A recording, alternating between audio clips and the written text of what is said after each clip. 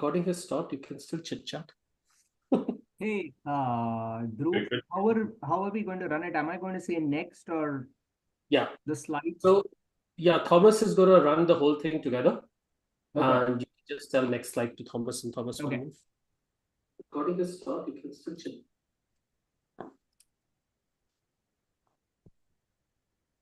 Let me send one reminder as well.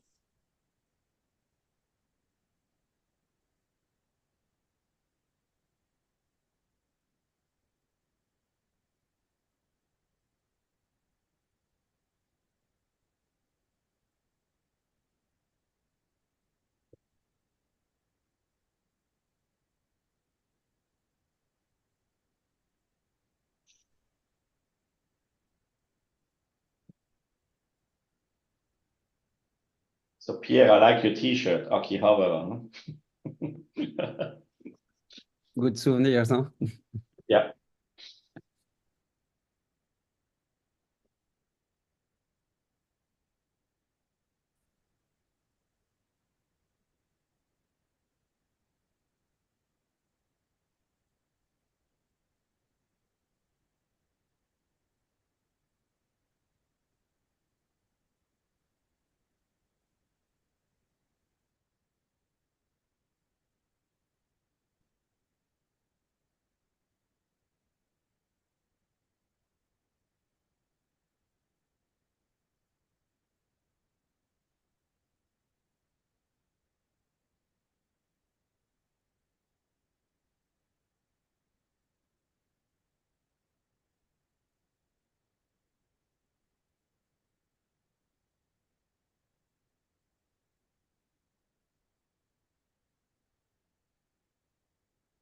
Hi everyone, we will starting soon. Just let's give folks a few more minutes to join in.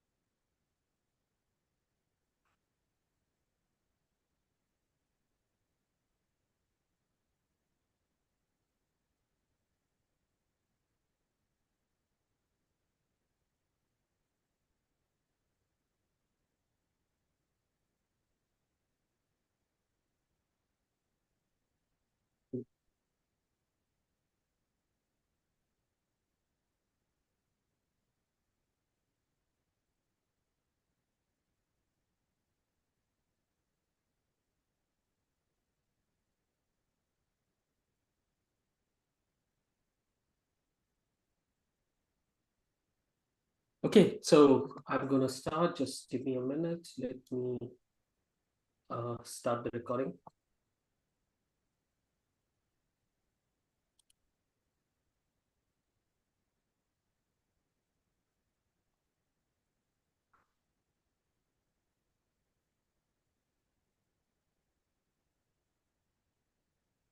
Yeah.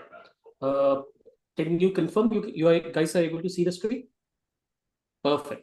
So welcome everyone. Today is our day 3 of connections. We are talking network observability today. So it's going to be a very fun sort of a panel discussion today. So looking forward to a gate P3. This event is being brought up to you by IISOC and INTC together.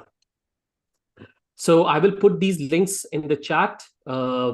Please consider joining us, know more about what we do, follow us on social media as well. There are a lot of fun activities that we do apart from connections event. There are webinars, there is an RFCs we love, a lot more things which we covered on the day 1 as well, explaining various activities that we do. So if you are here new, please try and go through our website and see if you can help becoming a member and support us in future events as well. So after I've stopped sharing, I'll put these links in the chat as well. Without wasting any time, we will just quickly start with the program today. We try to use the Q&A in the Zoom. You will see that beside chat, there is a Q&A button.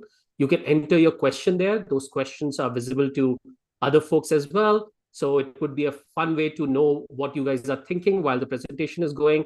And it also helps the moderators to figure out how to channel those questions correctly. So try to use Q&A. If you're more comfortable speaking, you can let us know, raise your hands, and we can also give you the mic access, and you should be able to ask your questions directly. Both options are available. For other chit chat and other things, use the chat functions, and that's available. So keep it lively. Please use these functions. Let's have a good interactive session today. So today's panel discussion is all about challenges in network observability. We would have opinions from various different folks who are listed and who you can see on your screen as well. We have Thomas, Mike, Paolo, Pierre, and Dinesh giving their perspective of what are the challenges in network observability from different point of view. And since they are coming from different industries, have different background, and look at network observability from different point of views. And each of them will initially give a small presentation. You should be able to ask clarifying questions on that presentation. And we will end with a lively, bigger discussion on what are the challenges, what is the future, what is the direction, and always keeping ITF and internet standards in the background as well, because that's been a theme of the work that we do at Connections as well. So we are so glad to have a really great 5 panelists, some you who have been before and some for the very first time, and we are so happy to have them here. Thomas is from Swisscom. He brings a lot of experience from the ISPs and also looking at data engineering and network monitoring coming together. What's the future in this direction that we will hear from Thomas. Dinesh will give his perspective from an enterprise networking as well as a lot of industry experience and looking at what is hype and what is the reality of network observability. So that's going to be a very good perspective from Dinesh. Mike, again, is bringing enterprise perspective. He has been lead network engineer for a very long time in a large enterprise. So he would have a lot to say on the challenges that they face day to day. Similarly, Paolo and Pierre are bringing in more perspectives. Paolo is from the network tools team at Gen, which is a global IP network for entity. Pierre is bringing his experience from academia and how the research and academic community looks at the network observability. So without wasting any more time, I would let Thomas take over. I'll stop sharing and let the discussion begin. Perfect. Thanks a lot, Ruth. I'm sharing my screen. So can everybody see the screen? Yes. Yes, perfect. So then let's kick it off here. Thanks a lot. And I would like to give the word to Dinesh on the first presentation. So as Dhruv said, we have 5 presentations. There will be room time between the presentations if you have specifically question on the presentation, but we also have time at the very end where we can have a discussions all together. So Dinesh. Hello, everyone. Good morning, good evening, good day, wherever you are. So my presentation today is going to focus on a broader theme of network observability. And the specific things that I'm asking are, why should I care about network observability? What should I care in network observability? My perspective is going to be a stateful perspective. And what I mean by that is a lot of we'll talk about that in a second. And my perspective is a very opinionated perspective, and it's probably one of the more, how shall I say, different grain from what most people would assume is required from network observability. Next. Thomas, next. So, sorry, back one slide. Why should you care about, thank you. Why should you care about what I have to say? Well, the primary reason is I think I work both sides of the aisle. As part of being at Cisco and at Cumulus, I've been a vendor and I've designed a lot of equipment. I've designed new protocols, and being part of writing the first open source comprehensive multi-vendor observability tool, SuzyQ, I have also seen the difficulty in what it takes to practice network observability, to build a tool around network observability. Next question. Next slide, please. So I think the fundamental problem that networks have today is not that BGP is broken or that we have some other problem with congestion management. I'm sure they are all problems that are interesting and worth solving. But I think a fundamental problem with networking today is that we don't have a way to get a systemic view of the network. And our inability to get a systemic view of the network means that we can't act on it. And what I mean by a systemic view is understanding the network as a whole, as opposed to as a collection of boxes.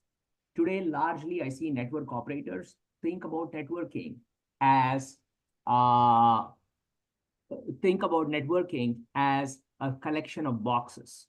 And that's something that I think needs to change. Networking is the first distributed system in reality. And so our inability to think of it as a system is a real problem and is a real impediment in my mind. Next.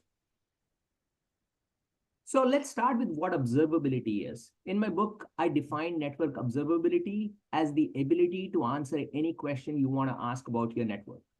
For example, if you want to know what is the state of every BGP session in your network, you should be able to ask it. You can do it today, either by logging into every single box and figuring it out, or writing some Python program to pull it out.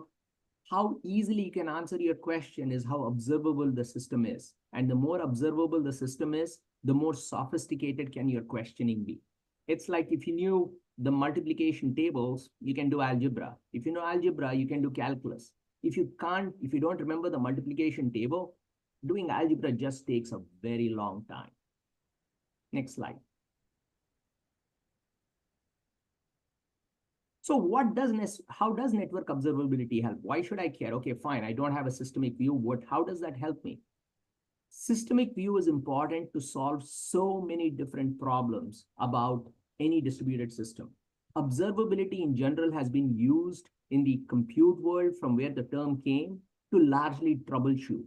But I have seen people operating networks actually benefit from just being able to get a systemic view of the network, from doing network documentation, network validation, and of course, troubleshooting, audits, and compliance. These are some high-level use cases for network observability that I have seen in practice people start to use SUSE-Q for, which I think is an important facet of why people should care about network observability. Okay, given that we have network observability as something that's useful, we've defined it, we've said what it's good for, what is the point of this talk? Next slide, please.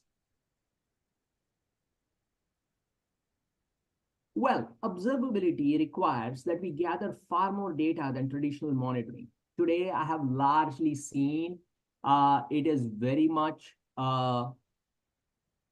practice to see interface statistics gathered, some environmental metrics gathered, but that's largely it.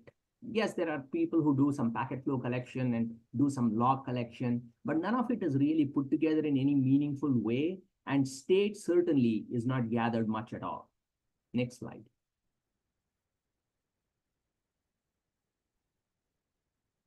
It's 2024. And what I have found from personal experience of trying to pull state data from devices, it's still like pulling teeth. We have tried so many different options, and despite all of that, where we end up with is we are still having a lot of difficulty pulling useful information from devices. Next slide. What is the myth? What underlies this fundamental problem? I believe this is a fundamental problem that we as network vendors, so to speak, have propagated, and I think it's spread everywhere. And the myth is that the vendors will all come together, develop a standard to provide a vendor-neutral way to export data from devices, and we'll all sing Kumbaya. Unfortunately, this hasn't happened. We have been doing this, following this myth for the last, 20 plus years, ever since SNMP was invented. And to this day, we continue to have standards bodies continue to work on this particular myth, which to me is actually an impediment to getting a systemic view of the network. Next slide. We have tried, they say insanity is repeating the same thing over and over again and expecting a different result. And while we have tried different things, I believe we have been getting the same result in the case of observability, because we have been following this myth. We had SNMP. That was fine. Then we came along and said, no, let's do netconf and Yang because SNMP uses ASN1 and oh, XML is so cool. So we did SNMP with XML. And I realize I'm being a little, how shall I say, caricaturish in presenting this, but I think the caricature kind of fits. So I'm happy to be challenged on this. And then people said like, I hate XML. What a crazy thing. Let's do something that's actually better. And so we did OpenConfig. Why? Because netconf and Yang was taking so long. And the basic idea was my XML is better than yours. And then we said, oh my God, XML is terrible. Let's make it more efficient. And became GNMI, which says I can do a better encoding than yours. And then Yang push came along and said like, hey, GNMI, shove aside. I can do something better. I can push the information. I don't need you. And then I hear that there are other encodings like CBOR.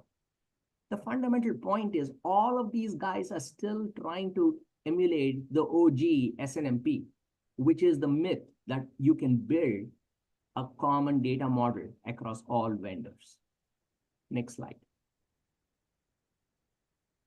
And while I was looking at this, I was talking with Thomas Graf, the panel chief, so to speak, and he made this observation. He said, Dinesh, what you're telling me is that we are approaching this whole problem with a completely different mindset. Our model is wrong. Network protocols need interoperability. BGP needs to be able to talk to each other. So that's important. Two BGP protocols need to be able to talk to each other. So that's important. But data export, which is really what we are talking about here, that does not need to be interoperable. So do you think we are doing this the wrong way? And my hypothesis, the entire presentation has been, yes, we are doing it wrong. We do not need all of this. Next slide, please. They say, don't bring a knife to a gunfight. I think we shouldn't bring a technical code to a technical presentation. So I decided to bring a business code.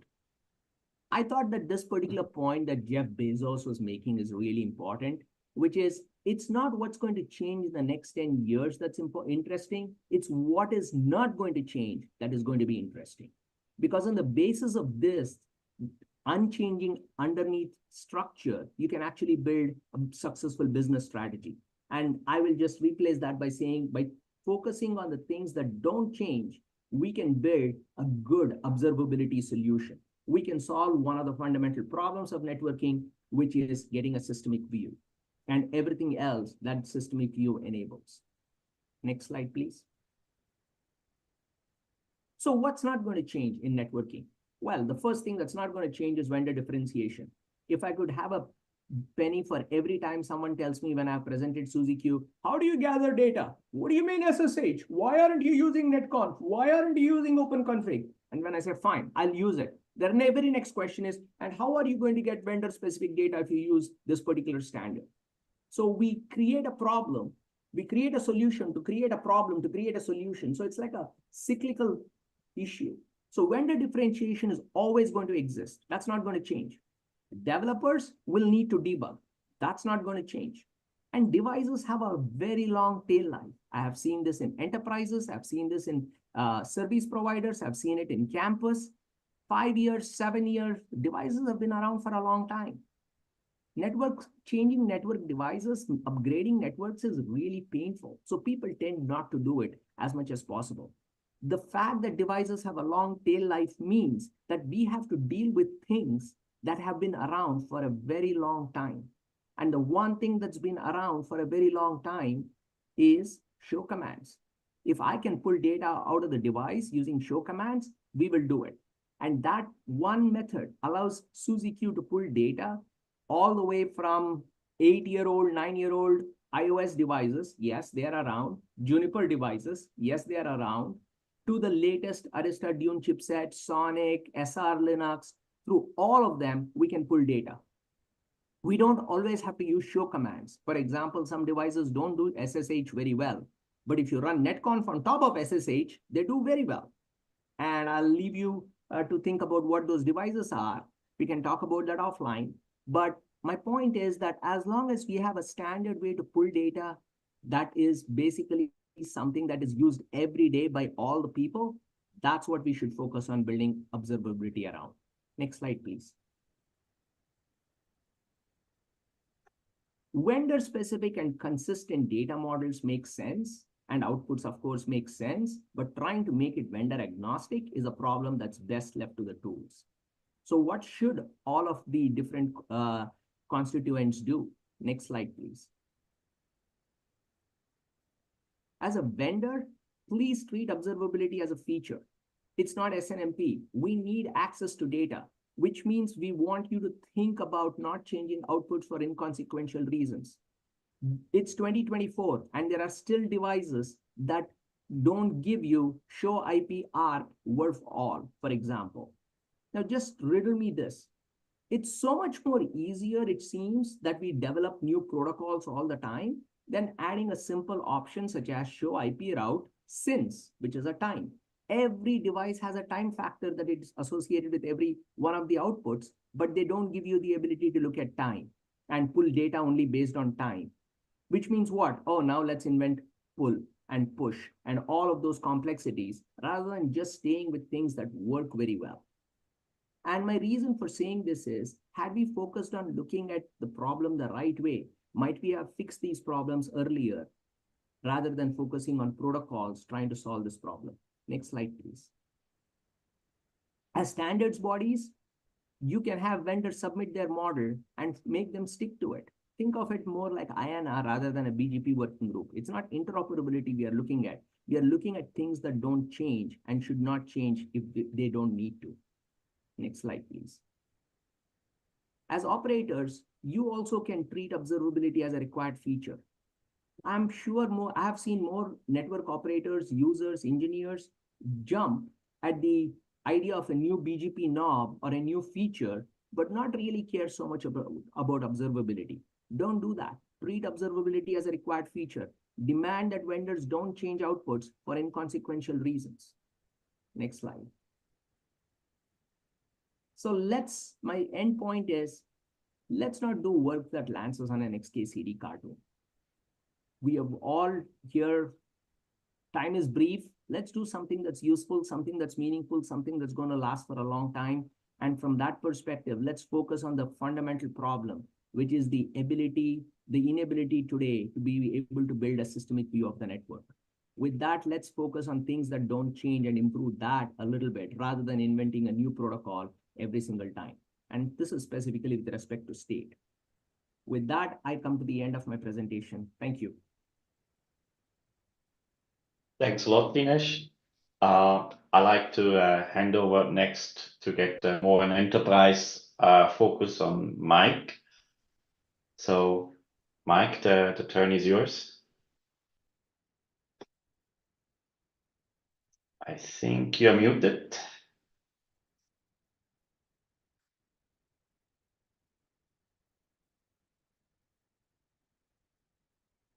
We don't hear you yet.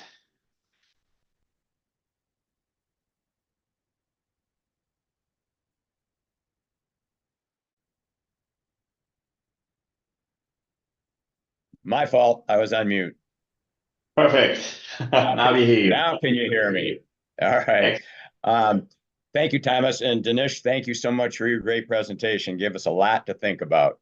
I'm going to try to give us a little bit to think about as well, only from the network observability enterprise perspective and some of the challenges and things that we have to deal with. Next slide, please. What I hope to cover is in the agenda here today, what our objectives are in doing this in the first place. Are those objectives different than network providers? And then some of the, I'm going to dwell mostly on this area, the techniques, methods, and tools that we're doing to approach this and try to conquer it. And then we'll take a quick look at the future and then hopefully have some time for questions. Next slide, please. So the objectives that we have are kind of focused on the end users and the ends of the session, shall we speak, because usually there's a client and a server. Sometimes we, the enterprise, are both. And sometimes we have clients at the other end or partners at the other end, and sometimes we're that other end. So we're not as focused on what's going on in the middle over the internet, things like that. We just need to keep the two ends happy. So that is our primary objective. Some of the sub-objectives then materialize as, if we do have issues, and we will, we need to identify what they are and what the causal factor are as soon as possible, and even preemptively if we can. In the last few years, another huge objective has been making sure that our entire environment and ecosystem is secure. So that means everything, the network components, the applications, the platforms, the data, the operating systems, everything.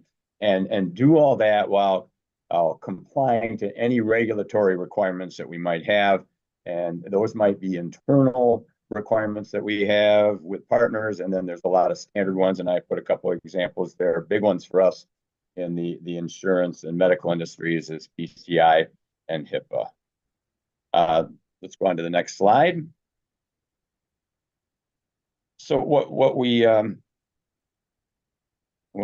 want to talk about today, a little bit at least, are the requirements and objectives that we at enterprises have different than those of network providers. And we're going to find out from the other speakers today whether they are or not. But my take is that they are different. And simplistically speaking, the network providers, they want to get packets from A to B as quickly as possible. They have these huge, complex, powerful networks that are very different than our networks, while we're more focused on the end-to-end quality of experience. So if the client and the server is happy, then we're generally pretty happy. And we depend on the middle, the network, to perform well for us. When it doesn't, we have issues. So if you look at it from what we collect and what we deal with, as we focus on the source and destination, things like performance, which means response time and things like that, and resource consumption, an example that would be like CPU utilization. Those are the types of things that we're focused on. So if our server's running pretty good and it's not, excuse me, it's not overly consumed, and our users are experiencing good performance and response time, then generally things are going pretty good. Now, when they're not, we know that there's a lot of middle boxes that exist in both network ecosystems. And so I'm just going to name a few off routers, switches, load balancers, firewalls, blah, blah, blah, blah, blah. So there's a lot of them, and any one of them can go wrong at any given point in time, and that will contribute to problems at the end point. So that could be in any one of many networks that are used to connect for this session. So it gets very complicated, and all of the above need to be, they could contribute, so they need to be monitored, and we need to know what's going on there. So I started, excuse me, the last bullet there. So we have all these different things that can go wrong, and we need to find out if we're having a problem, where is something going wrong? So triage is critical. So we have 15, 20, maybe more different components, different layered tiers, and we got to find out where our problem is, and finding that out quickly is very critical to us. Okay, next slide, please. So how do we go about that? If you picture all of those components in the network, each one of them is a silo of their own operation and their own information that they're processing, and the logs and other information that are part of that. So our approach has been for the last few years is to try to get all of that information into one common platform so we can make sense of it and correlate it. To do that, you have to have common formats. And as Danisha outlined, every vendor has a different format. And that could be the name of the field or the format of the field or anything. And so you have to find a way that all these platforms can speak a common language. And doing all this, if we can partner with our network providers and other partners that are along that session path, then this can only then can this be really, truly effective. So what are some of the tools that we use? And I've listed a bunch of them here. We can talk about them in more detail later if time permits. But SNMP, lots of monitoring products, many security and diagnostic tools. And I said logs a bunch of times because that seems to be where we're depending the most now. We need each and one of these platforms to log all the information, and maybe lots of it, and maybe debug level do it. and then we need access to that in a timely fashion. So I just threw a couple examples here. If we can coordinate and consolidate all this, maybe we can figure out where the problem is when we're having a problem. So an example would be, let's say that a client session is not setting up properly. The client knows that, the server may or may not know that, and something's happening in the middle. What if it's a firewall rule? And maybe it could be a rule that's blocking when it shouldn't, or maybe it's allowing a session that it shouldn't. And so if you have all those in one common area and can look at it, you can say, hey, I have a problem, and here's the cause of it. And then taking that to another level with a different example, let's say you're having bad performance. It could be the database, and the database may not know the cause either. It could be in your storage subsystem. You're having disk I/O latency. So there's all kinds of different places that this could happen, and you need it all in one place to quickly find out which of those many, many, many, many different components it is failing or having an issue. Now, and I think Dinesh mentioned this as well, and I have a suspicion that we all are going to. When all this fails, what about packet traces? Many of us say that that's the final frontier, where when all else fails, that's where you can find the answer. And I'm one of those people. They don't lie to you. It's always available to you if you can build a visibility network and have the packet traces. And that's not an easy proposition. That's difficult to build, it's complex to run, and it's very expensive to maintain. And we call that visibility networks. And what that means is at any point in time, I can go to any tier or any location in my network and get a packet trace if I need it. I don't want to do that because packet traces aren't fun. They're tough, they're detailed, they're hard to look at, they're very painful sometimes, but they don't lie to you, and they always tell you what you need to know. One more issue, other than the complexity and the cost of running those, is that as more and more of our sessions get more and more decrypted at higher and higher levels, we're losing a lot of that information. We need to find a way to maintain that because, again, this is our last bastion of defense, and we don't want it to go away. So the final bullet in capital letters down there is that all of this can be very expensive and difficult to operate. And I hope I've made that point. So next slide. So what hope do we have for the future? So Dinesh outlined quite a few of them. If we can bring all this together in an increasingly more effective fashion, certainly that's the way to go. Myself, I would like to see a lot of this built into protocols, and that's starting to happen at IETF.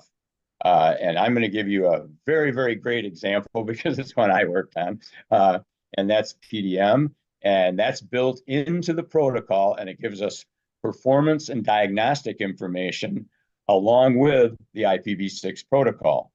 Now, why is that good? I think those types of approaches will be very effective because, and I'll just go through the 4 bullets so that you can see, they're more accurate and more meaningful because they're part of the session. They're not something that's looking at it from afar or from a different angle. For the same reason, they're also resilient to security advancements because they're operating outside of that tier. They're less complex to deploy. Again, when you install IPv6, which really doesn't cost you anything, you have to have that anyway. There's no extra tool to buy, to install, to run. And so that means, final bullet, less overhead and costs. So I think there's a great deal of promise here, and I hope we continue to explore this direction in more detail. And I think I just have one more slide. If you could advance one more time. Yeah, I think it's just, we want to, any questions? I don't know if we have time for any clarification questions for me right now, but I know we have a question and answer period coming up later. I'll look forward to some conversations then. And anything we don't have any time for, please reach out to me. There's my email. I love this topic, and I think the only way we can effectively manage and deal with this is by doing it together. So I hope we can do that. Thanks again for your time. Look forward to your questions. Thomas, back to you. Thanks a lot, Mike. I think we are good in time. So to the audience, if you have questions, please put it in the chat. I will pick it up during the presentation. So, and at the end, we're going to have time again. So So to head over to my presentation and what Mike just said before, as a network operator, basically at the end, we need to connect the applications with the user. We need to connect the dots between the two ends. And I think there are some differences between what's happening in the enterprise and what's happening on service providers. And I think the big change is, of course, there is much more users, there are much more subscribers behind it. And when things are failing, usually the pressure is very high to find the issue very quickly. And what I observe when I look basically at the media when they're commenting to these outages, what I see is basically the awareness of a network outage is steadily, slowly increasing. And I see also that the impact of that connectivity outages and also the duration are steadily increasing. And I think we can defer from there that basically we have challenges in network visibility. And because of those challenges in network visibility, it's more and more harder, quickly recognized when there are changes in the network, regardless whether they are operational or configurational, that we understand how these changes in the network are affecting the connectivity between the application and the subscriber. And I usually like to show these slides to our management, because management always likes to be the best and the greatest and whatever. But one of the areas where we are continuously be failing a bit is basically our customers. Thanks to like smartphones, they're always connected. So basically, if there is a short interruption in service, they usually know very quickly.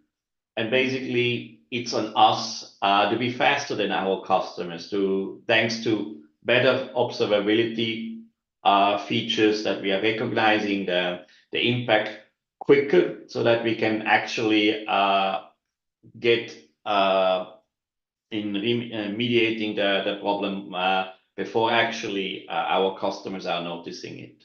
But on the other hand, in order to do so, there is also in innovation, in development of those network telemetry standards, to getting the right data. And that was what Dinesh was explaining in his first presentation. Getting the right data from the network is really hard today, because our main focus, I would say, in developing new network protocols is not about how I can get visibility in those protocols. The first motivation is basically, let's get the network working. And probably the next thought is about how can I automate the network configuration. And then probably one of the last thought is actually, how can I monitor, how can I observe what's happening in our network. So at ITF, roughly 10% of the activities go into network automation, monitoring, and just a small subset basically is related to monitoring. And that leads to the problem that if you look at today's networks, we still have protocols which are designed 40 years ago to maintain our networks, and that leads to that challenges when we need to maintain the network. And there are just a very few IP protocols where basically traceability is being built in, and one is like IPFIX for the forwarding plane, so that we understand it's like the endless battle between application or system engineers and network engineers. Is the problem on the application side? Is the problem on network side? And IPFIX can answer that. So are the packets arriving on the network, and if they're arriving at the network, whether we are dropping those packets or not? And that's very important in the troubleshooting process. Where BMP, the BGP monitoring protocol, basically gives visibility into BGP itself, like how passes are being propagated, through each peerings and so on. But here later on, Paolo, he's the expert on that one, will give us a bit more insight. And then another things to mention is so that we need more, let's say, requirements from the operators, who are maintaining networks, bringing those requirements and wishes into the IDF. I think in the area of network management becomes more and more important, and we are kicking off in Brisbane at ITF 119 a new working group which is called NMOps, and here everybody who is interested in network management, who especially is working for an operator, sees the challenges there, have good ideas, want to bring in new requirements to make things different in the future, you're very welcome to contribute here. Now, another challenge I see within Swisscom, within a network operator, is basically we are so much used to basically maintain the network or verify or troubleshoot the network by logging in on devices and doing show commands. And Mike was just explaining before how important it is to pull all your informations from the network together at one place, and then do your search, do your queries in there. So basically, what we are trying to do in Swisscom is to get the network engineer away from the show commands and actually use SQL commands in a database. So not monitoring the device, monitoring the network. So if you change something in a network, it might on the left side, it might impact the network on the right hand side. The network is the one connecting the two dots. So when you perform changes in your network, always verify your network topology end to end, and having all the data centralized at one place. And you can do a SQL query to obtain the right data, to do the verification instead of logging into each and every router. Simplifies and eases the process, and you have a holistic verification on your network. Now, when we will start thinking about what do we need in actually doing observability in the network, we try to looking at use cases like what are the things we are actually doing. And the first thing on the list is basically we need a network data collection, which means basically getting all the information from the network, and we try as much as possible to preserve the schema from the network. So not modifying the data. So an IP address should remain an IP address after we are basically make it available in big data. And then the second thing is, once we have the data, we want to make it available to the network engineers so that they can verify the changes that are happening in the network, or also if somebody's calling and say, hey, doesn't work, that we can ease the troubleshooting process and easily identify are the packets arriving, where it's being dropped, in which VPN those packets are belonging to, and why in that VPN that packet was being dropped. Are we sharing basically all the dropped packets, the same forwarding path, the same NLRI? And if yes, from there we can actually start drilling down. And last but not least, all the queries, all the verification you do, you can also do notifications. So for instance, if you want to know when you have millions of BGP updates in the network, so if you have a BGP loop, you want to put a threshold on it and being notified when it is happening in your network.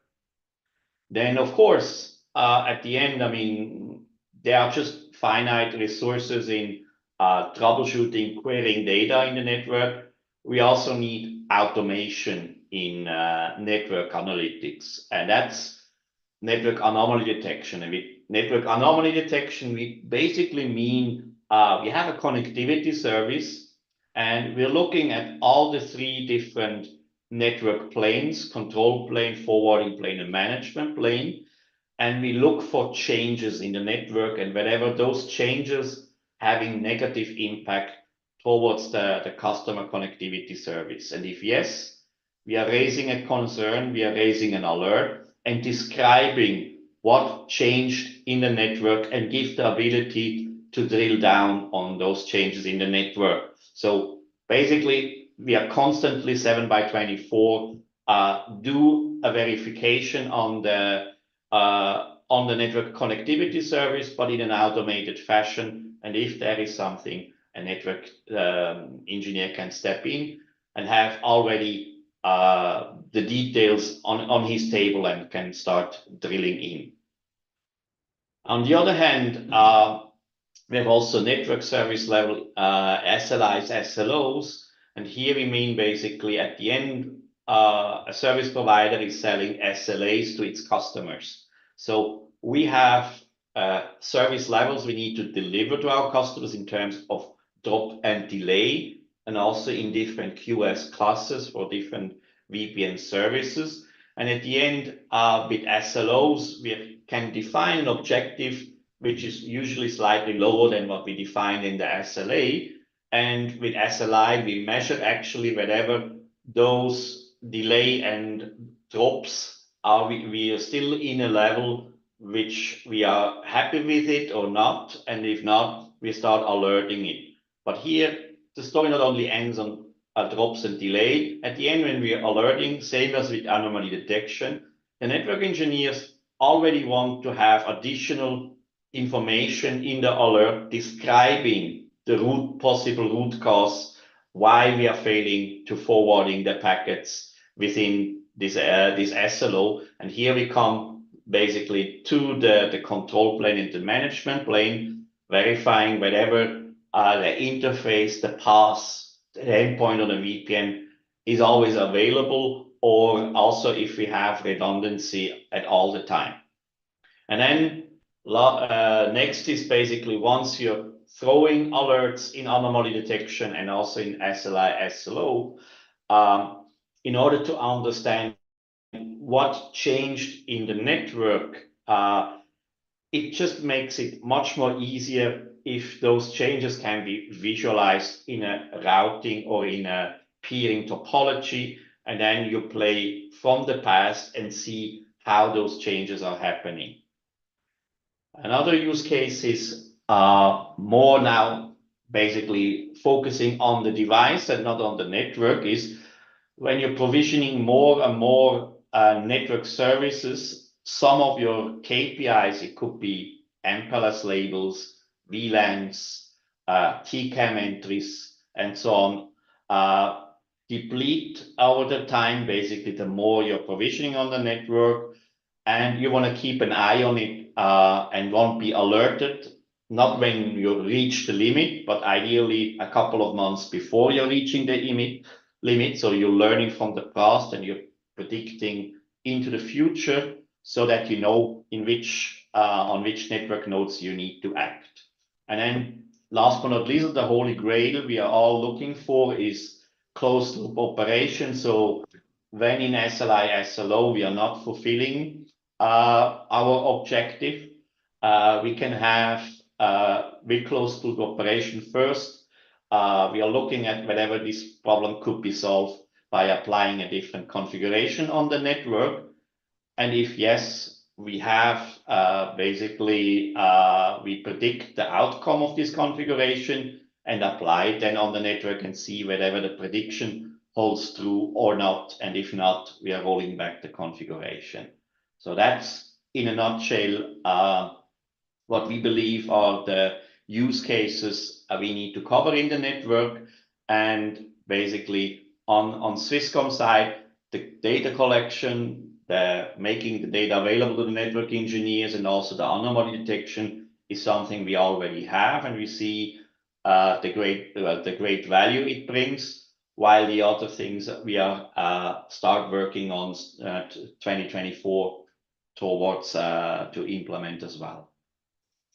And here, just an example from anomaly detection, how that works. So we have different checks or different things we are monitoring. One is, for instance, in this lab, like interface states. Another one is whether we are forwarding the UDP packets or TCP packets or not.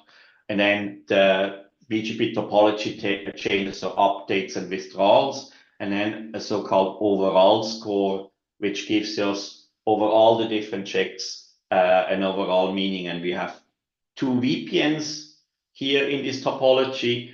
And we have one VPN which is redundant while the other one is not.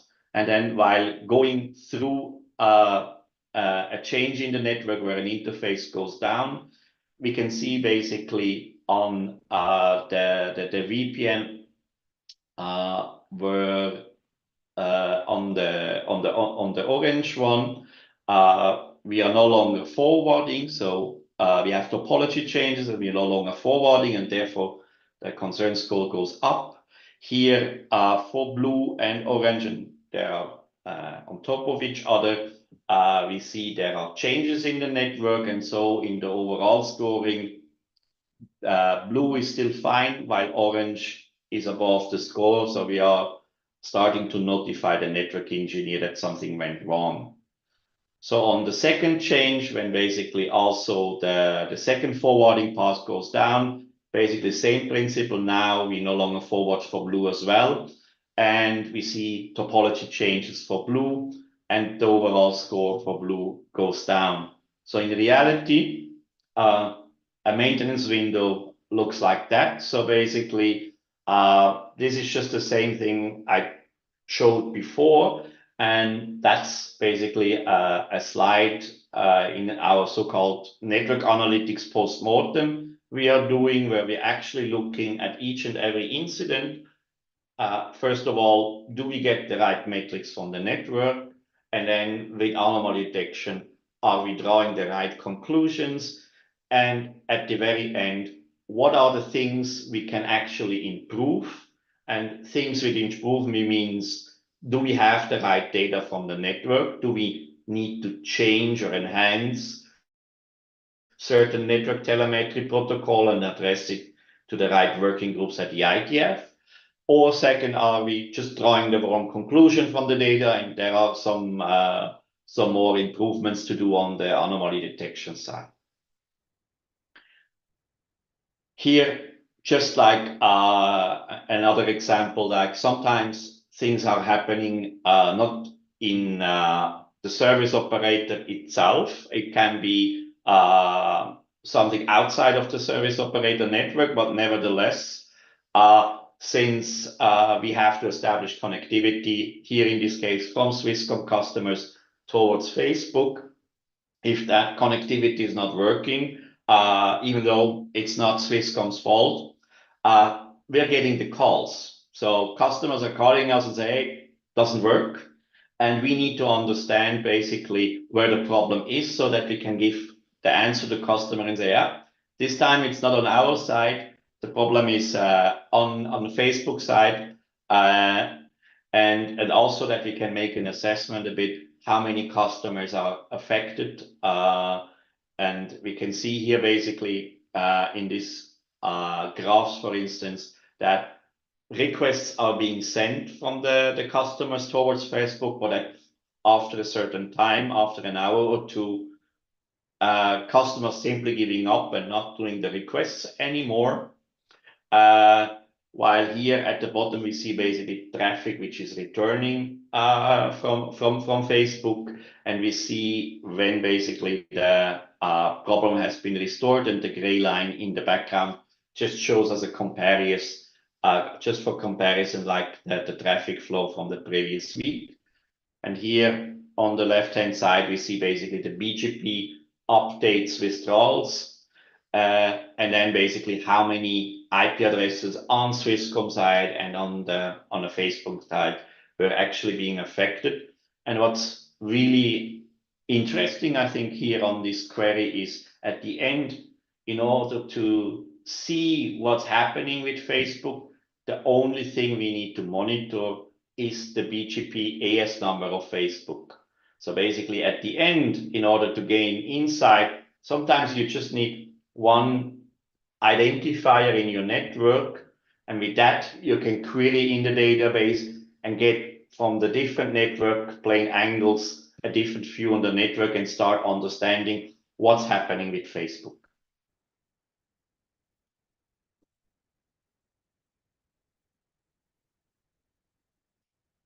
So collaboration is very much key in our opinion. So it's not that an operator can solve the problem of getting better network observability. I think we need to collaborate between operators, among operators, and also network vendors and also universities. I think everybody has a key stake at it. And one of the things we see there are challenges is basically so basically making Yang data from the network available towards our network engineers. So if I go to network operators and ask, hey, are you using Apache Kafka as your data integration layer? The answer, and I did not have any exception, is always yes. If I say like, hey, your network automation, are you going towards APIs like netconf, resconf, and are you going towards Yang for modeling your configuration and getting your operational data? That answer is tendency more and more goes into that direction. And then if I ask the third question, like if your network engineer is subscribing to a new XPath, to a new Yang module, how long does it take that he can actually access the data? Is it minutes, hours, days, weeks? I never get an answer in minutes or hours. Usually it's days or weeks. And that implies basically there is manual normalization, manual post-processing needed. And exactly this manual post-processing basically not only delays the onboarding of new data, but also it creates interoperability problems in big data or in data mesh. So at the end, a large network operator cannot develop everything. It needs to buy certain network analytics components from certain vendor. So interoperability is not only important in the network itself, it becomes also important in your big data lake, into your data mesh, so that data from the network can be collected at various points in the network and then aggregated together at one point in time. And then network engineers are easy to query and get the holistic network view. And literally, our job is basically marrying two messaging protocols. So Yang Push is some kind of a message protocol. Apache Kafka is a message protocol. And if you look at the details, in Yang Push, we have a subscription ID. At Apache Kafka, we have a schema ID. The meaning of those two things are not really much of a difference. It's about schema, it's about semantics, it's about validating messages, it's about getting quality in the data processing chain. But another aspect, now going more away from the management plane, is going into the forwarding plane. And I said it a little bit in the beginning. Usually the industry is moving forward and saying, hey, we have a great new network protocol and it's much more easier. And now here we can automate it, and monitoring is a little bit of an afterthought. So when we were looking a couple of years back into segment routing for MPLS and looked at the coverage in IPFIX, the visibility we have into the MPLS segment routing data plane, we noticed, oh, there was a tiny change in segment routing, how labels through which network protocols are being allocated. And that tiny change have not been covered yet in IPFIX. So that led to the RFC 9160, where we added those information. And from then we went towards SRv6. So in SRv6, it's no more MPLS labels. We have now IPv6 seats, and we have also 6 containers in terms when you use microsip. So all these things we added in IPFIX as well. And since end of last year, we are also RFC there with 9487, and we have already a couple of major vendors who either already implemented that, it's public available, or some others will publish their implementation very soon. So now, last but not least, there is one remaining point, which is the so-called on-pass delay. So today in our networks, we are able to see, thanks to IPFIX, basically which packets are flowing. But because we have to do sampling in the network, and we sample different flows on different network devices, basically for what the challenge here is now, for a single flow, we are unable to see the actual forwarding path in the network. For a set of flows, we are able to do that, but for a single flow, not. And the second thing which we are missing is, if you look at IPFIX, the things you can categorize in 2 categories. One are so-called dimensions.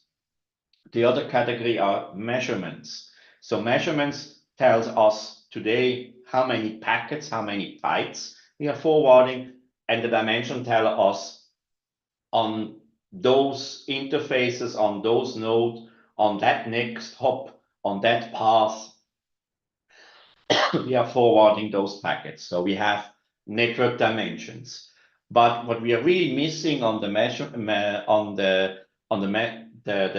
the measurement side is basically to able to measure the delay on the network. So when from one VPN endpoint the packets are being forwarded through a VPN to the other VPN endpoint, we want to actually understand not only the end-to-end delay between those 2 endpoints for a customer packet, but also we want to understand through which forwarding path, through which next hop, basically this packet has been forwarded. So at the end, we understand which topology change is influencing which on-pass delay towards our customer packet, and that at the end will be very much valuable and important to report towards our customers, so whether we are still within their SLA or not.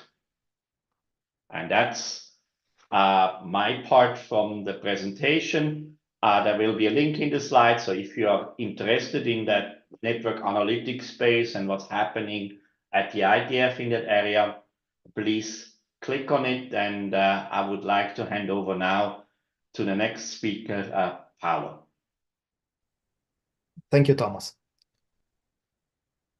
So yeah, next, hello everybody. So I am Paolo, and I work at NTT.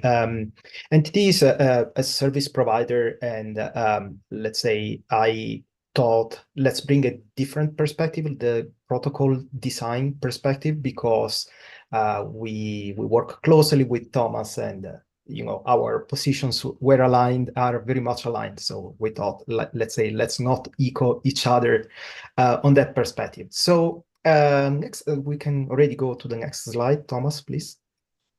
So I was remembering, just was counting while Thomas was talking, and I was recollecting that I am now in what today is called network observability, but in observability in general, also of Unix system. Before that, for more than 20 years, I passed the 20 years mark. So it's quite some time.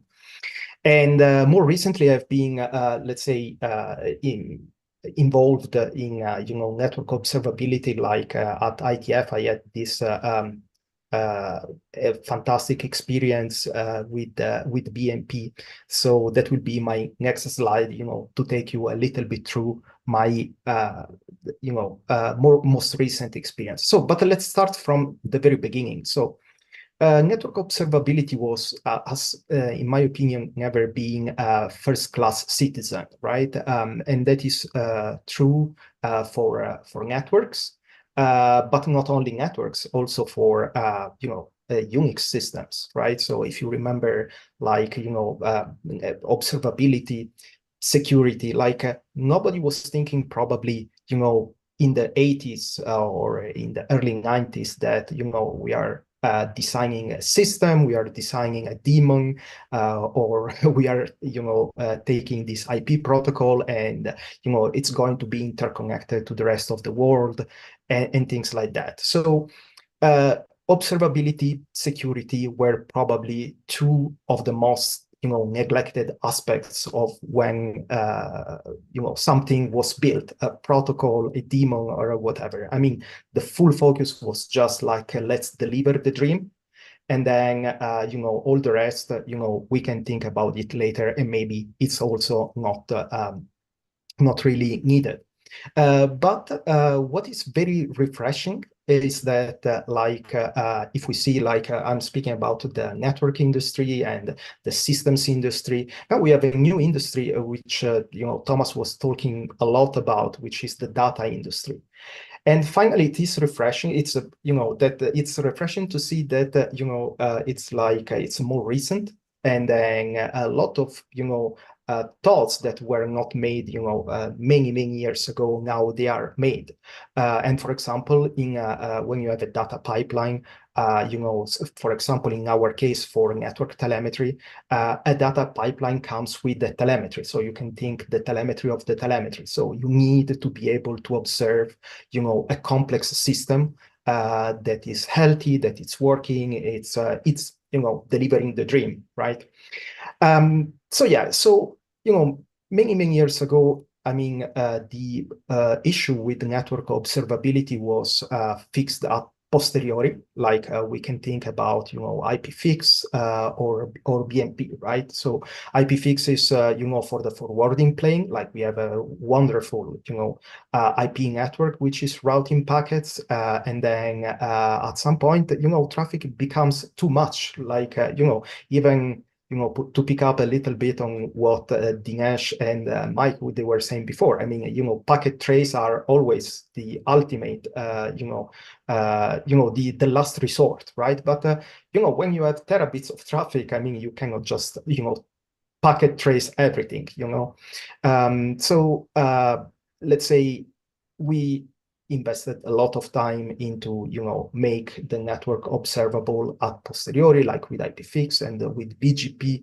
Now we have BMP, which is the BGP monitoring protocol, and the observability of BGP is something in which I am involved in a way or in another, like for the past 10 years maybe, or something like that, something more. And I still remember a presentation that I made at NANOG probably in 2014 or something like that, in which together with a colleague from Netflix back at the time, we were super happy that because we are observing BGP using BGP itself. Like we were super happy that now we had add path, which is this extension, let's say, to this capability of BGP, by which essentially you can observe not only the best path but also the alternate paths if you are in a multi-path situation. So we were super happy because we are now we have this thing that was taught for routing, but we can use it for monitoring and to have a better observable BGP. But there are also, like I say in this bullet, some very important protocol, like DNS, like BGP and DNS. They are a foundational protocol for the internet. I mean, we have all heard that joke, right? Where if we want to do a new feature, we want to travel a new piece of data. If there is no room for that piece of data in BGP, let's put it in DNS, right? So it's either one or the other. But think about that. I mean, DNS, how poorly observable is DNS still today, and how much you can only observe DNS with packet traces. I mean, that's the only way. So yeah, many historical issues have been fixed a posteriori, but not, everything. More recently, let's say from a protocol design perspective, like the consciousness as of monitoring and network observability is something that is really embedded, like in new protocols. For example, I mean, I was witnessing, like, the very birth of, let's say, of segment routing. And, even though what Thomas said, which is very true, that, there were, gaps in the observability and things like that. I mean, segment routing really started with, let's say, okay, this thing has to be monitored, right? And not like with the MPLS that, just many years later, we got some MIPS to get the LSPs, and then to get the statistics of the LSPs, and maybe the statistics are also not telling you, everything about those LSPs. So that is also very refreshing. But we have also to say that, there are gaps, as Thomas was saying, but also, let's say, looking into, network observability, like having this feature embedded, brings new challenges, like on the plate, right? So it's difficult to do it the first time right? And so we have now new issues, and maybe this is a nice conversation we can have, I don't know, later with Dinesh, because Dinesh was saying, like, we don't need interoperability for, for the network observability. Well, my take is that actually we need that, right? So interoperability is between two devices that they are speaking a routing protocol, for example, that is okay, fine. But then, you need some sort of interoperability also when you are, in network observability, because imagine, like, it's not only, let's take the example of, the glamour of, let's say, this time, which is a streaming telemetry, right? So we are not polling anymore the information, but we are streaming, we are pushing it, we are, pushing it. So what is the challenge there is that, like, yes, we have models, but models, they have versions, for example, and then there is a device, what models this device supports, and things like that. Still, there is a number of information that we can obtain out of band, or, querying the system in somehow. But the truth is that, like, if we have a multi-vendor network, which is the reality for, most networks, I would say most of service provider networks, let's say, if you are multi-vendor and you have also of the same vendor and of the same platform, two different releases of operating system, that they have a different version of the model, very likely you are going to need two different collector, one extra collector, to collect that piece of information, because let's say you cannot have just one single collector for, all the models, all the versions, and things like that, because oftentimes this information is not embedded in the message itself that is sent. So it's not sent inbound, right? And so, like, doing network observability, right? I mean, it's a complex matter, and there is increased consciousness, and I'm very happy to see that, as an industry, we are evolving and, going to making it right at the first time. We are not there yet, but we are clearly getting there. And if I can go to we can go to the next slide, Thomas, please. Like, I wanted just to share, like, my little experience about BGP monitoring. So essentially, like, so when we speak about network observability, right? So let's make an applied example, right? So if we are in the context of BGP, what that means? It means, like, covering, we have a workflow.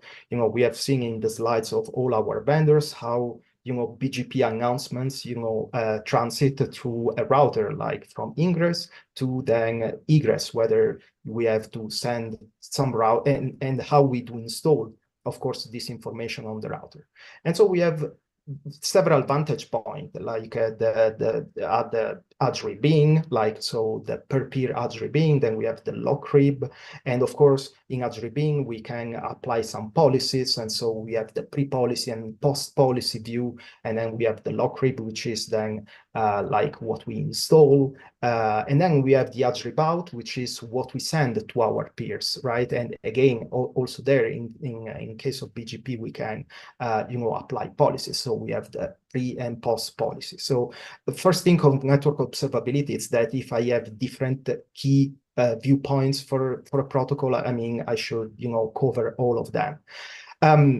The other thing very important is that like to have both ways of, let's say, getting data. So first, I want to get the streamed real-time data from the protocol, but also like sometimes if I just have this way of getting information from the protocol, then I should do a lot of differential analysis, right? So okay, I should batch information in I don't know 1 minute by another minute, or whatever it makes sense for that protocol, and then compare continuously.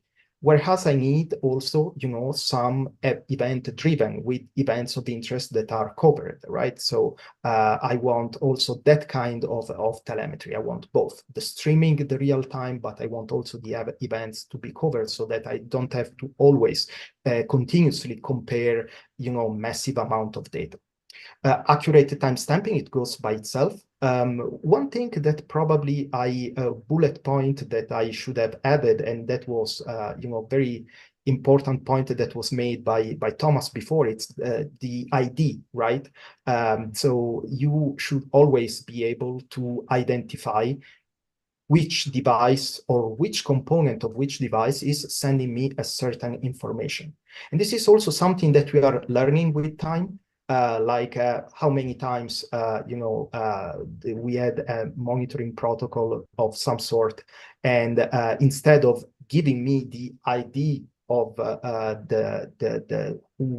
the sender, it would rely on the IP layer that is underneath. Like, oh yeah, I mean, I'm sending you a piece of information, but I'm not going to tell you who I am. Go to the IP layer, there is an IP there, I mean, you will find that information.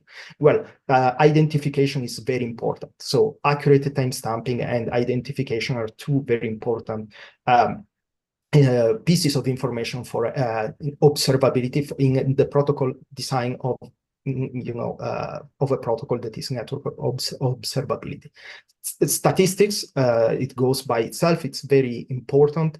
And in the case, this is very specific to BMP, like we have also extraction of what I call the extraction of ancillary data. Like, you can imagine that BGP is all about prefixes and routes and capabilities and attributes and things like that. But for example, in BMP, what we are doing is that, like, we have one draft at ITF talking about, path marking, right?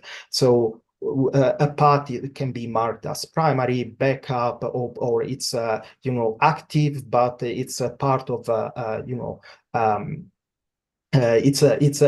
are load balancing among multiple paths, so it could be part of that.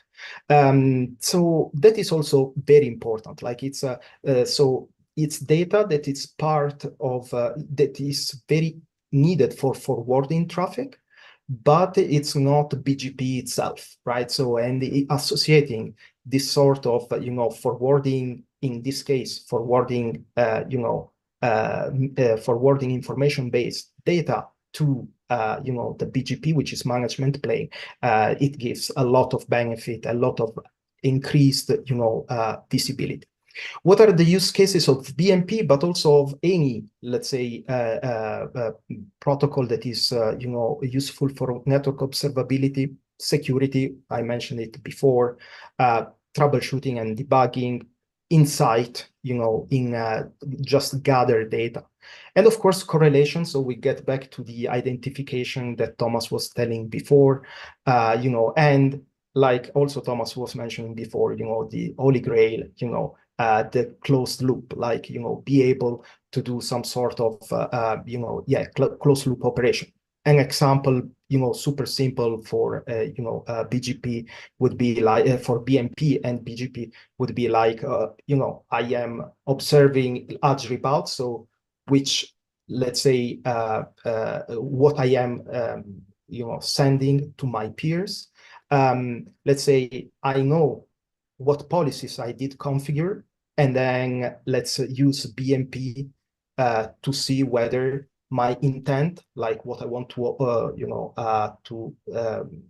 advertise to my peers, is really what I am advertising. If it's true, then the policy, I did write the policy good. If it's not, then I have to review my policy. So this is a closed loop operation that goes hand in hand with security, with routing hygiene, and things like that. And so that wanted to be really my, 2 slides presentation, like talking about protocol design and making an example with BMP. Thank you. Perfect. Thanks a lot, Paolo. I was checking whether we have questions in the chat, and I see some comments from Claudia. Claudia, would you like to comment maybe directly to Paolo?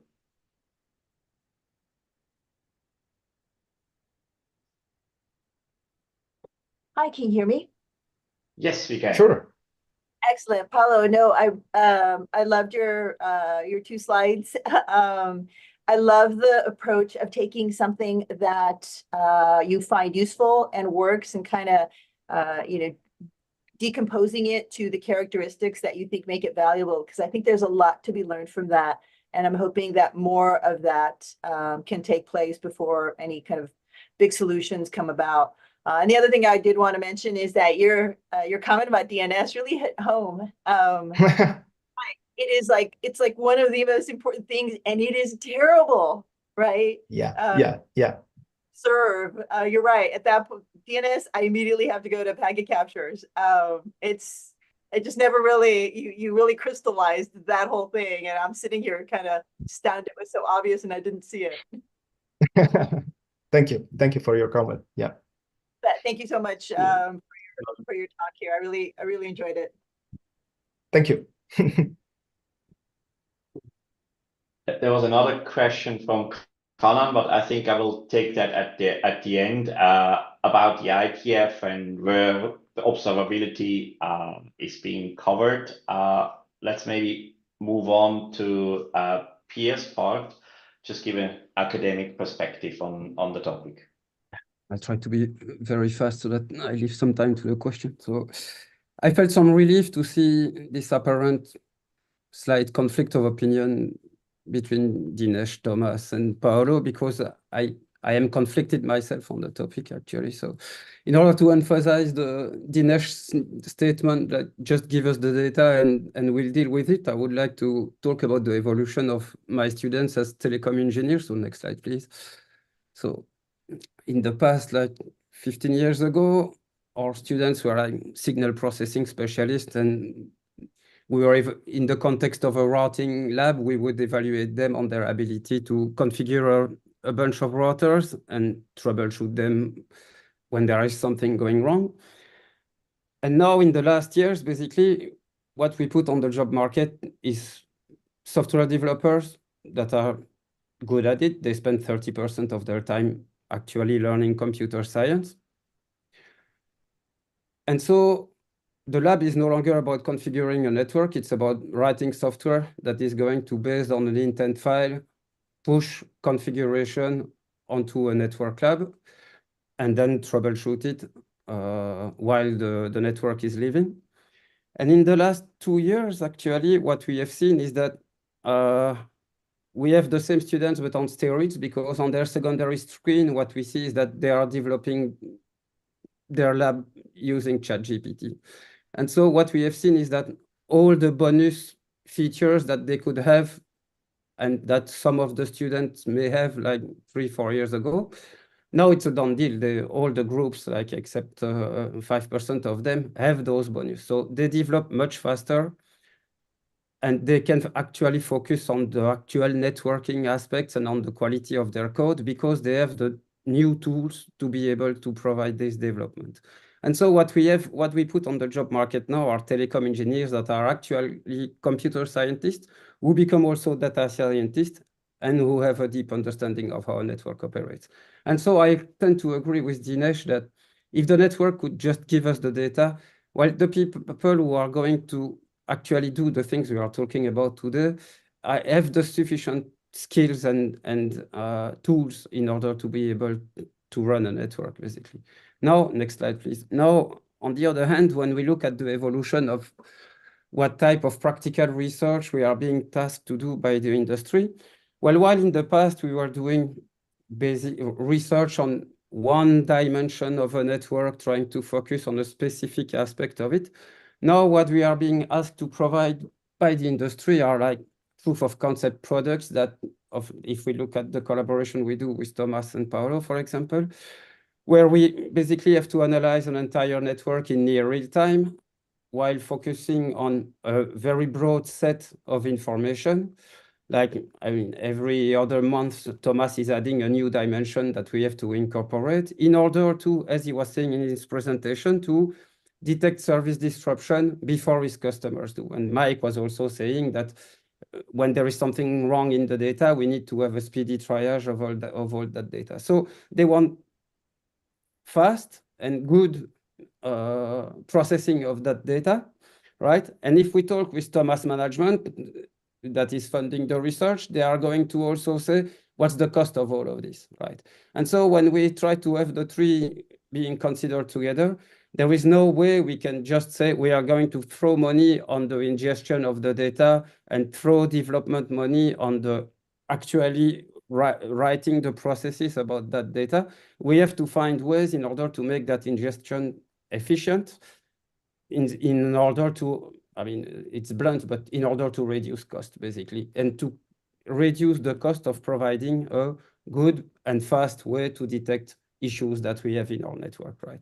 And so when we look with Paolo, when we try to improve the visibility of the network by adding new stuff in BMP, the first things that the vendors come to us about is what is going to be the cost of having this new feature, right? So when we design new standards to have more visibility on the network, we'll have to take into account that it should not be too taxing for the routers, or else the price of the router is going to increase. And on the other hand, we need to make sure that the way we are having this information presented to us is not going to have our analytics solution be very expensive to run or to scale horizontally in a way that is requiring a powerhouse to run. And so I think we can still improve on the standards in order to be able to increase the data that we obtain, but still be able to deal with it in a cost-efficient fashion. So I'm not sure that we are yet there in order to be able to reach those ideal three goals. And I think we could speak about this for ages, but I think I will keep it short so that we can discuss with the audience.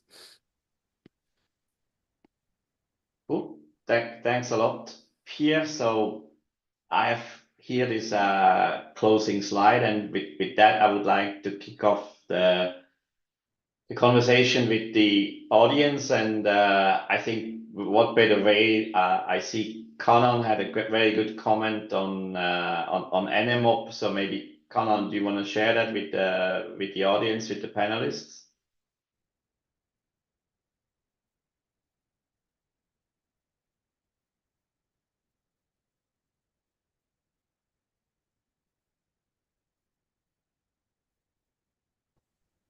Hello. Yeah. Yes. Yeah. Hey, so Thomas and rest of the folks. See, my point is that there are a lot of vendors working on network observability, while the IETF charter does not even mention that word, right? So there could be a potential confusion, right? It could mean different things to different people, right? So do we have a definition of observability that the networking community can converge on, right? So that it means the same thing to different folks. So how do we resolve this apparent conflict? I would put Dinesh's definition on the charter of NMORPG. Dinesh is a pretty good definition. That's a very apt, yes, that's a pretty good definition. But looking at the NMOps charter, it doesn't even seem to mention the word observability. But there's a lot of work happening and there's a lot of talk about observability in the industry. So how do we converge? So in a nutshell, that's the question, right? So if it means different things to different people, then I don't think we have convergence there, right? So I was just wondering if IETF plans to explicitly address this problem. I think the best way to answer that, and I see Benoit is also in the call, and he's the chair of NMOP. Maybe he can give us some background, basically why the NMOP was being created and whatever this is addressing actually what Conan was mentioning. So maybe Benoit, can you comment on that? Maybe give you some background why we have NMOP at IP. Right. So that's a good question. So the terms of observability is an umbrella term, and this is something that we start to see these days. So the charter of NMOP is an operator-driven and series of experiments that they want to share. And that's why it's in the middle. If you know the IETF, it's the middle of a typical working group and the middle of research group. Now, there is no observability in the charter, but what I want to mention is that actually many of the topics, 3 out of 4 that are discussed in NMOP right now, are about observability for one definition of it. So the first one is about netconf and Yang push integration. And this is about specifically observability with, to make a statement, while keeping the semantic. And that's something that I have not seen too much in Dinesh discussion. The keeping the semantic part is something which is important for whatever data model you have. And it is somehow observability while keeping the semantic. The other one, the second item, is about anomaly detection. So again, anomaly detection and incident management comes from observing the network. And it could be coming from the SLA, service level agreement, or the service level indicator, and we have a degradation of the service. It could be coming from, a customer calling, etc. So it's also about observability. And the third one is issues related to deployment usage of the Yang topology. So if you want to have a view of what your network is doing right now, you must have a digital map view of the network. And all of these is for what was mentioned as the Holy Grail, which is closed loop. If we think only about observability, it's fine, but we do this for a reason, to solve problems. So this is linked to configuration, this is linked to the assurance, this is linked to the closed loop, this is linked to the intent, because without knowing the intent, we don't know what we have to optimize. Now, all of these, it's like a pyramid, right? You need to have observability, you need to have configuration, data models, assurance, etc. So this NMOP is not only about observability, but the observability is an underlying basic building block. So maybe my answer was long, but I hope it's helpful. Benoit, if you don't mind my jumping in, Dinesh here. Please. I think everything you said is captured in saying, I can ask any question of the network and get the answer. Whether you do BMP, whether you do IPFIX, whether you do packet trace, whether you do gather the state by show commands, they are all different ways of getting the data so that you can ask the questions that you want. As you were saying, there are tons of things that we want to know of the network. The focus of closed loop is just one of them. So I think this focus that we have to somehow go to a definition that is multi-page long instead of a simple one that captures the principle, I think is part of the problem of what Kannan was pointing out, that we can't agree on an answer because we don't agree on the question. I see what you're coming from. I've seen so many times in the world of network management, I'll start with a simple use case. Now, the use case I have in mind is the one that will be coming where I want to introduce all this knowledge into an AI and ML and LLM and whatever buzzwords you want, ChatGPT or whatsoever. And I want this to tell me what's wrong with my network. And yes, I could have BGP information from BMP, from IPFIX, from Yang, from a show command, from wherever. In the end, if we don't have a link to tell a machine we speak about the same concepts, it's going to be slightly more complicated. I'm not sure how that changes the point. You are asking ChatGPT a question about the network. The fact of how that got put together, I mean, no one wrote, if let's just focus on ChatGPT for a second. It's got its pluses and minuses, but let's just use that as an umbrella term. No one wrote the Wikipedia, the Encyclopedia Britannica, the million blog posts to any standard. ChatGPT knows how to make sense of it. We don't need to talk about Kafka or any specific technology for that matter, or XML, because we'll always be behind the times. That's the fundamental point.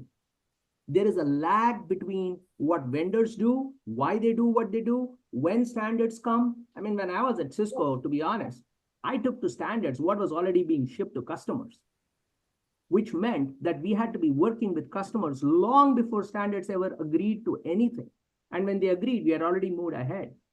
And this is the fundamental point, that I don't believe it's our job from a network management perspective to focus on the interoperability of the export.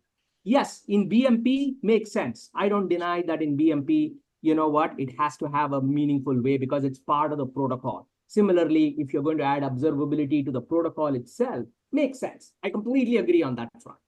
But I think for a lot of other things, we cannot simply focus on saying a long statement when observability really is the heart of saying, I just want to ask questions. If I can't observe, I can't do anything with the data. You have a good point, but we should not confuse a couple of things. There is the encoding. We could have something in ASN1 or XML or JSON or gRPC. I don't care about the encoding. You mentioned Kafka. It's a bus. I don't care about the bus. Exactly. You mentioned the protocol. The protocol, the second dimension, it's SNMP, it's netconf, it's GNMI. I don't care about that. I could even say I don't care about the data model, but actually I do. But the ultimate point is the semantic of what I observe. If you ask a simple question, give me a temperature. What is this? Is this Celsius? Yeah. Is this Kelvin? Is this Fahrenheit? Which granularity? This is what I care about. That's the only thing which is important. Do we agree on this? I agree with you there, but I don't believe our difficulty so far has been in agreeing whether a byte is a byte. Our difficulty has been in trying to get BGP model to look like the same across Arista, Cisco, and Juniper, and they won't agree. That's the part that I am saying is a waste of time. It's not BGP, everyone agrees ASN peer, we know what ASN means. Did we? Because in peer, we specifically had an IP address and we changed that and we said it can be an interface to do BGP unnumbered. Oh, well, that breaks the model. Well, why do we focus on that? My point, again, I think the semantics matter. I completely agree. But I don't believe our difficulty with network observability so far has been the semantics of it. It's the access to data to build the semantics. I would love Dinesh to explain a very simple example why this is a challenge at the moment for the operator. So, for instance, if I do a show command on a device and I see a value there, I do not know today whether this value, which I'm seeing there, is actually like an integer or if it's a monotonic increasing counter. So basically, I do care in the data processing chain whether I need to normalize that value or not. And I also see in a lot of vendor implementations even being transformed that value, which you see in the show output, into Yang, for instance, that this value is simply being transformed, and you do not know within the Yang module whether this is actually a monotoning increasing counter or this is an integer. And even when pointing out towards the software developer who wrote that Yang model and describing what the importance behind is to know whether this is an integer or a counter, sometimes this is not even understood in the first try. So it is really a problem without having the proper semantics, and make sure that a number can be an integer, can mean a counter. It's important to know the difference. I completely agree with you, Thomas. And that's why I explicitly said vendor-specific consistency makes sense. A vendor putting a number and saying what that number means makes sense. All the vendors agreeing on whether the boot up timestamp is in seconds or milliseconds is a waste of time. That's my point.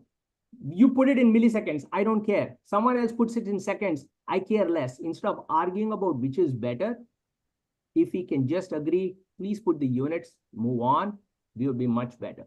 That's my point. My point is those critics trying to be too pedantic about it, as is necessary to be pedantic about when we do a protocol like BMP, I don't believe is necessary for a bunch of other things. So Dinesh, I hate to get into the middle of this very fun fight that you guys are having, but I'm just going to throw something in. I mean, I totally agree with a lot of what you're saying, and I love your perspective of keeping it simple, stupid. But that's the point of standards, is to make sure everybody's doing the same thing. Just saying. Oh, I completely agree, Nalini. But my question, and this was my point, but Thomas made, I think, it very well, is yes, but do we really need to agree on data standards? Look at the problem here from one perspective. The rest of the entire distributed space doesn't care. The Nginx and the, pick another web server dude, platform. They don't sit down and have a meeting on how do we export a URL. They write one, they move on, they export their statistics. One exports certain kind, someone exports some other kind. They say what it is, to Thomas's point of like, if I just get a number and I don't know if it's in seconds or milliseconds, it's pointless. Makes sense. But once you get that, you don't need much more. You just need them to be consistent and them to give it. It's up to the tool maker, because the tool makers have got the skill to do a whole bunch of stuff. Let me give you another simple example. Yang models are phenomenally hierarchical. You know what's terrible for hierarchical things? Querying. Think about a tabular structure which is flat. The trouble is we always tend to think of it from a developer perspective, which is not a user perspective. Our ability to make it queryable is far more important than our ability to structure it in a way that reduces the amount of bandwidth, especially given where we are today in terms of the amount of bandwidth we can. SNMP came in a particular time and place. It made a lot of sense in its time and place. But beyond that, you brought a very good point, like the hierarchy in Yang, right? So what challenges it has on the data processing chain, on the tooling chain, right? But there is a reason why we have that hierarchy, because we want to show the relationship, we want to know which attribute, which dimension, which measurement is related to what. Precisely the point of ChatGPT, to your point, Thomas. The machine will figure it out. It will figure out relationships we didn't know we needed to construct. Just put the damn information flat and send it out. We are done. Today, for example, in SuzyQ, people put together information in ways I didn't know they could put together. I did not think.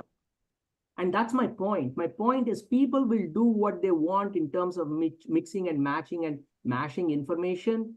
Just let's give them access to it. Let's make it consistent. I completely agree with you. Throwing a number which you don't know whether it's monotonically increasing, whether it's in Kelvin or in Celsius, makes sense.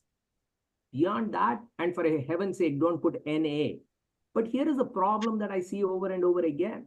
We say, oh, we need to fix that, and we come up with a new protocol, hence XKCD. That's my point. Let's not just do the same thing again and again. Let's focus on what needs solving. BMP, you have my win. I have zero problems. SRv6, all of those trying to make observability a part of the fundamental part of the protocol, completely in agreement. Zero concerns there. It's this model of what the state of a device needs to be uniform across vendors is what I think is a waste of time.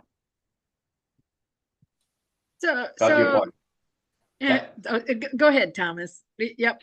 Oh, I was just remembering one thing. Like, I think what Dinesh explained here is like the relationship can be figured out by AI, and I think Pierre has an interesting take on that one. When we started with anomaly detection, using unsupervised machine learning, where everything is just being learned, versus using network modeling, where we basically, through the semantics, through the schema, we understand the relationship between the different metrics. Maybe you want to comment from that angle. Well, I mean, when we started the project, we interviewed a bunch of researchers and vendors actually who were working on the topic, and they refused to sell because they were not capable of actually detecting the service disruption based on the data that we have. It does not mean that it's not doable. It's just that the research on the topic is not yet mature enough to get there, right? So, but that's the complexity of the data. I'm not sure that this relates to the complexity of getting that data from the network, right? So Dinesh could counter argue by saying, yeah, but I can put that data being presented to me in different ways from different vendors and wrap it around and work around it. So no matter whether the AI scientist managed to do something with that data, you still have the debate on whether you want to receive it in a standard fashion or not, right? And so, you know, and this, to be honest, I don't know. I mean, I think it would be nice to have it. I'm not sure we will make it.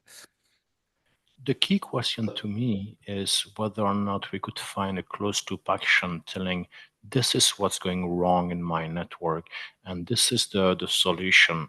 And I'm not sure ChatGPT could be doing that. Now, we could debate this and we'll see in a couple of years who's right, who's wrong with a couple of beers and discuss. But I've seen that unsupervised learning has been finding relationships between objects that are completely useless. Typically, these are non-networking people, and they find correlations such as, oh, there is a strong correlation between number of packets on the interface and number of bytes on the interface. Big deal for any networking engineer. So I'm still asking any AI, ML, ChatGPT, LLM, all these guys, give me one closed loop action I could have when there is a fault in my network. First, find the fault, and find the closed loop. If ChatGPT could do that, I stand corrected. I agree with you completely, Benoit. But I think the problem there is also partly, I mean, just for 1 second to play the devil's advocate, ChatGPT, I mean, AI, not ChatGPT, but AI algorithms are finding ways of detecting genes which might lead to cancer far more effectively than a bunch of other people who are experts in the field are doing. My point is, there are certain things that absolutely we don't need ChatGPT for. I think we are actually in AI for. Someone was telling me that someone went to Google and presented how they were doing AI-trained BGP model, and that thing just didn't even work, understand the basics. So I completely agree with you. But on the other hand, my point to you is, we don't have to agree on that point about whether an AI solution will solve anything. Let's get the data. The algorithms will come on their own. And my point is not even whether AI is the answer here. It's just that we need access to data. And by spending more and more time on trying to invent newer and newer protocols, we had GNMI, now we have Yang push. Put yourself in the shoes of the vendor. Which one will they do? How many choices do they have? Put yourself in the shoes of a tool operator, someone who's writing tools like me. Which one can I focus on? Because every new platform has a different protocol. That's the problem I'm talking about. Focus on just getting the data with the numbers and the meaning of the numbers, as Thomas pointed out. I'll repeat that again, just for the sake of making sure that I'm not misunderstood. I like to pick up on what Dinesh said, and before also what Nalini says on, Dinesh said, just get the data, and Nalini says, hey, for that we have standards. And my take on this is like, at the end, it's about protocols who are getting us the data from the network. And the second thing is about modeling the data. And as an operator, my focus at the moment is that I have the interface to the network, that I'm getting the data, that the semantics, the schema is being preserved. I do not care at the moment that much about the schema itself. For me, this is second. I agree here on Dinesh, like, hey, ideally it would be lovely that all the vendors would be going for the same schema, but that's something hard to do. So I would put that as a second priority, but at least, that we get the proper information from the network in a proper way so that we can actually deal with the data. So for me, this is the priority, and there where I put my contribution to the standardization in ITF to have proper standards there. And I think we failed on the evolution from SNMP over NetConf, having this detour over GNMI, gRPC, OpenConfig, and now landing in Yang push, and that caused a lot of headache in the industry. What do you think, Nalini? I think this is a super interesting question. I think the part of it is we never deprecate anything. What I was going to suggest is we look at this, we switch perspectives. We look at the telemetry that everybody is putting out as essentially an out-of-band protocol. You see what I mean? And so the problem is like, it's like TLS 1, people come, we deprecate TLS 1.0. People don't be doing that no more. And so, but people still doing SNMP, God knows what all. And nobody actually follows any of these things. So I totally get what Dinesh is saying, because there's always this lag time, and nobody wants to, there's no real standard. There's 100 standards, and everybody I develop tools too. And I'm kind of like, I'm doing my own. Yeah, I don't want to be doing no other standard. It's stupid, and then that leaves room for a bunch of people whom I know Michael, one of his jobs is to consolidate all these other people's, whatever the stuff they put out. There's a, and so there's people who are meeting that need. I'm not saying though, that the role of standards doesn't exist. I think we need to have a standard, but we need to be a little more firm and say, people, do not be doing this no more. If you're going to do it this way. Because frankly, I have a dream that I have in mind an entirely different network management protocol, number 952, right? Which will actually allow all telemetry to be, put together in one. But I don't know that dream can ever be realized. You know what I mean? But but I don't know that I'm ready to quite give up on that dream. I may be. I don't know. I'm going on. Nalini, I just want to say that if we say it can never be realized, we're in a lot of trouble if we want this holistic network view. And so we're doing it today in the absence of such a standard. Would it be better if we had such a standard? I would say yes. But in the absence of that, whatever platform you're consolidating to has to do that before the data gets in, or it's not going to be correlatable or meaningful.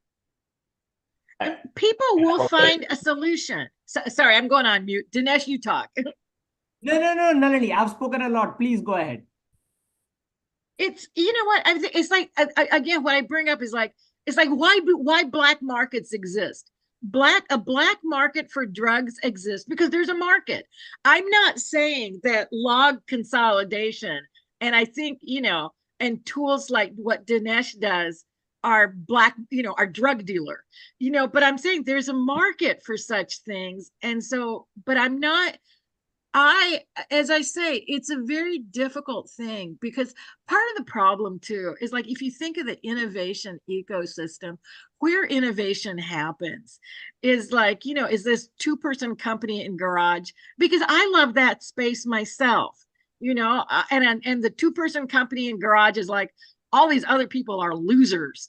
I know the better way to do it. I am not following no standards whatsoever because I am best. I mean, but you have to think that way to make innovation. And having said that we have to have interoperability. There's no incentive. Maybe that's what it is. There's no incentive for anybody to interoperate.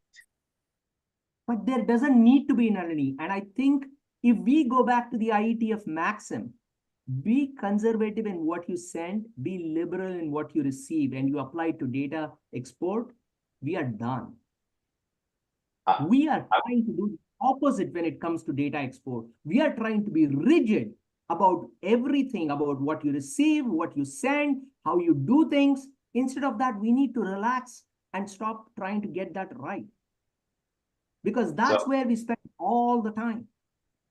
I would like to bring this discussion to a final level. I think Dhruv just put a comment in the chat before, like we were before shortcutting a little bit the discussion, like where I say like, hey, I don't care about the modeling. I'm more caring about getting the data in the right way from the network.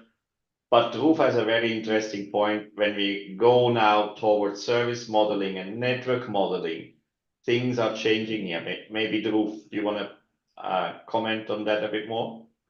No, especially at the ITF side, I completely agree. We had like a lot of debates about vendor converging, but look at how the things happen with the service model and how operators drove the L3SM, L2SM, that works. So I see a total different dynamics when service model comes into play, where we think that having a common model is really useful. At the device level, what has happened in my point of view is we all agree that there are going to be multiple models. I think every vendor knows, but we still want to come and converge at ITF because having a base model helps even if I have to go and implement multiple models in my device, because that base model still helps my understanding. That understanding is as a reference becomes very important for the conversations that we are having when we talk about interoperability, etc. That where does my vendor extension fits into the standard model is very important. Even though I might go and do my own thing on the side, having a place to latch ourselves on in a common way has some, I don't discount this. It is not the holy grail what it promised it to be. We all thought that Yang's going to change the world. Maybe that didn't happen, but still it had its advantage. I don't completely discount it. That's all I wanted to say on that. But just something, Thomas, we have 5 minutes. So just think about like, maybe concluding remarks from folks, or we don't want to keep people longer than what we promised them.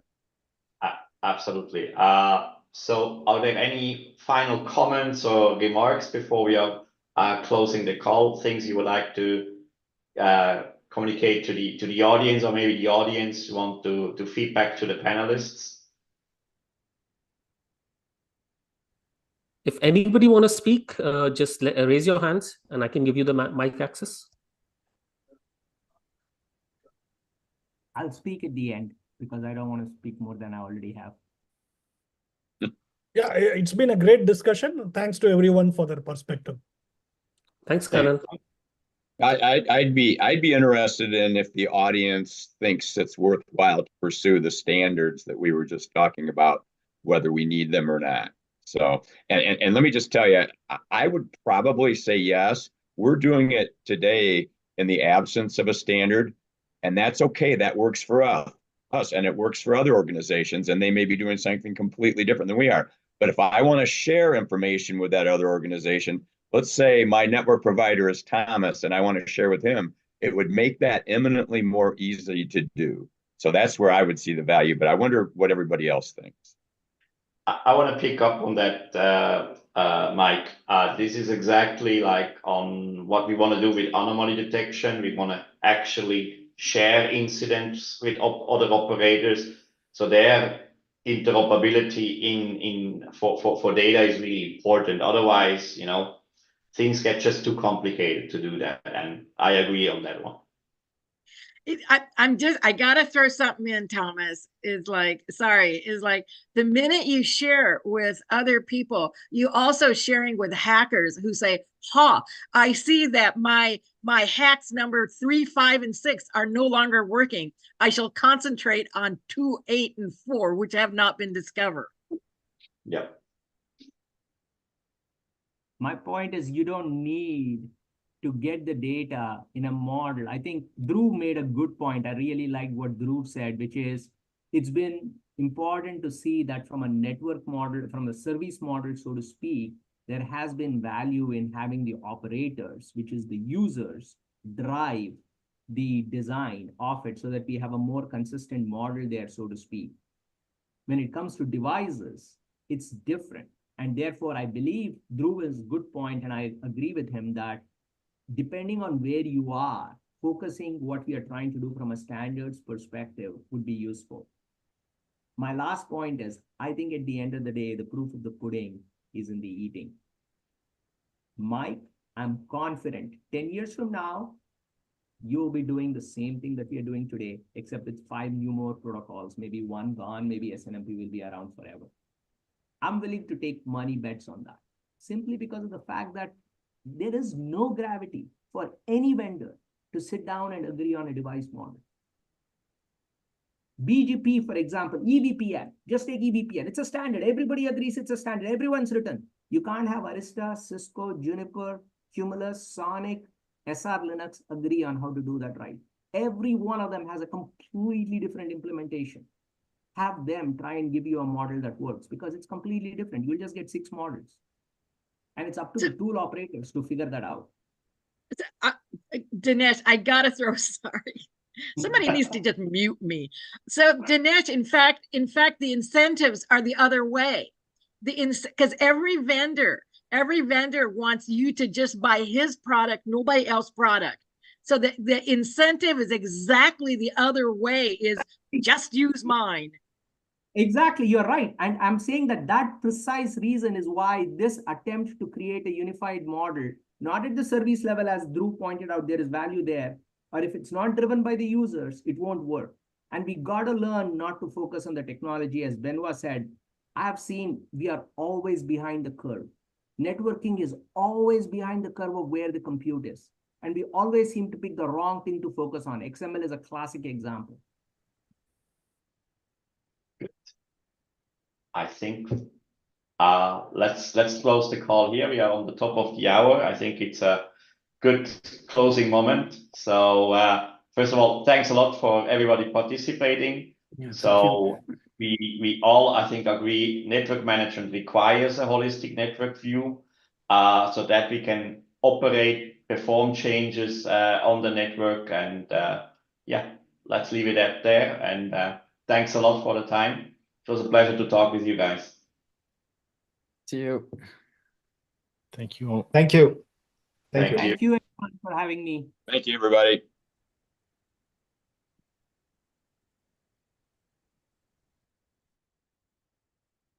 Are we done?